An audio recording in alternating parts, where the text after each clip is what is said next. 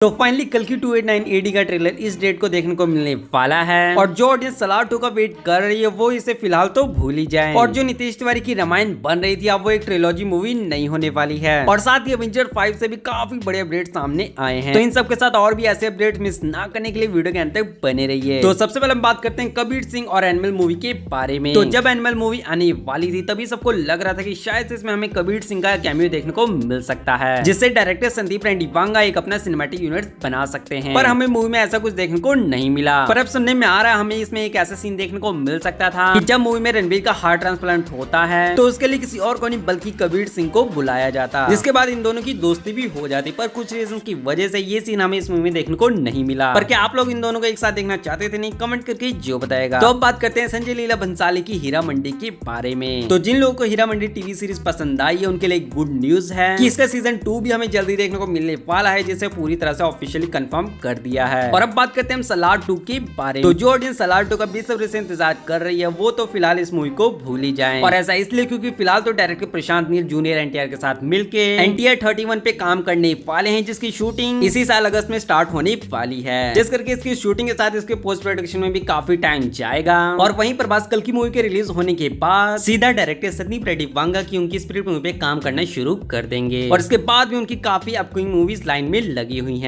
तो जैसे कि हम देख सकते हैं डायरेक्टर और एक्टर दोनों ही फिलहाल बिजी हैं, जिस करके शायद से नेक्स्ट ईयर की एंडिंग तक सलार 2 की शूटिंग भी स्टार्ट हो जाए और फाइनली जो मूवी है वो हमें 2026 तक तो कम से कम देखने को मिल ही जाए। और अब हम बात करते हैं सिंघम 3 के बारे में, जिसकी रिलीज डेट का तो फिलहाल पता नहीं, पर हाँ जो इसकी कश्मीर में शूटिंग चल रही थी वो पूरी तरह से कंप्लीट हो चुकी है, जिसका अपडेट देते हुए हमें कुछ पिक्चर्स भी देखने को मिली है। और रही बात इसकी रिलीज डेट की तो इतना तो पता ही 15 अगस्त को रिलीज नहीं होगी, पर हाँ शायद से हमें दिवाली के टाइम पे जरूर देखने को मिल सकती है। और अब हम बात करते हैं प्रशांत वर्मा के सिनेमैटिक यूनिवर्स के बारे में। तो जैसे कि हाल ही में हमें काफी सारी न्यूज देखने को मिल रही थी कि प्रशांत वर्मा अपने इसी यूनिवर्स की एक राक्षस मूवी पे काम कर रहे हैं, जिसमें हमें रणवीर सिंह देखने को मिलने वाले थे और काफी चीजें कंफर्म भी हो चुकी थी। पर इसके बाद हमारे सामने काफी बड़ा अपडेट आ चुका है कि कुछ रीजंस की वजह से रणवीर सिंह अब इस मूवी का पार्ट नहीं होने वाले हैं। बाकी इससे कोई भी आगे अपडेट हमें देखने को मिलता है तो जल्दी मैं आपको अपडेट कर दूंगा। और अब बात करते हैं एक्टर के बारे में जिनकी लास्ट की 2 मूवीज बहुत बुरी तरह से पिटी हैं। तो वो और कोई नहीं बल्कि टाइगर श्रॉफ हैं। तो हाल ही में सुनने में आ रहा है कि इनकी करण जौहर के साथ एक नई मूवी आने वाली है, जिसमें कहा जा रहा है कि टाइगर श्रॉफ ने अपने पिछले 10 साल में भी ऐसी मूवी नहीं की है। बाकी वो तो मूवी आएगी तभी पता चल जाएगा कि कितना ही अलग ये कर रहे हैं। और अब बात करते हैं सलमान खान की सिकंदर मूवी के बारे में, जिससे सुनने में आ रहा है कि इसका विलन और कोई नहीं बल्कि हमारे बाहुबली वाले कटप्पा होने वाले हैं। पर अब ये कंफर्म नहीं है कि साइड विलन होंगे या फिर मेन विलन। तो अब हम बात करते हैं नितेश तिवारी की आने वाली रामायण के बारे में। तो जैसे कि पहले सुनने में आ रहा था ये मूवी 3 पार्ट्स में रिलीज होने वाली है, पर अब इसके 3rd पार्ट को कैंसिल कर दिया, जिस करके अब ये हमें 2 पार्ट में ही देखने को मिलेगी। और साथ ही जो इसके दोनों पार्ट है वो बैक टू बैक शूट होने वाले हैं, जिस करके इन दोनों के रिलीज होने में ज्यादा गैप देखने को नहीं मिलेगा। क्योंकि देखा जाए तो इनका जो पहला ही पार्ट है वो 2027 में आने वाला है। तो अगर इन्होंने सच में बैक टू बैक दोनों पार्ट को शूट कर लिया तो जो इसका 2nd पार्ट है वो हमें इजिली 1 साल के गैप में देखने को मिल सकता है। तो क्या आप लोग इस मूवी के लिए एक्साइटेड हैं? यानी कमेंट करके जो बताएगा। तो अब बात करते हैं हम अवेंजर्स 5 की। तो मार्वल फैंस के लिए काफी बड़ी खुशखबरी सामने आई है कि अवेंजर्स 5 एंड गेम से भी काफी बड़े लेवल की होने वाली है, क्योंकि इसमें 10 नहीं 20 ने पूरे 60 कैरेक्टर्स रिटर्न करने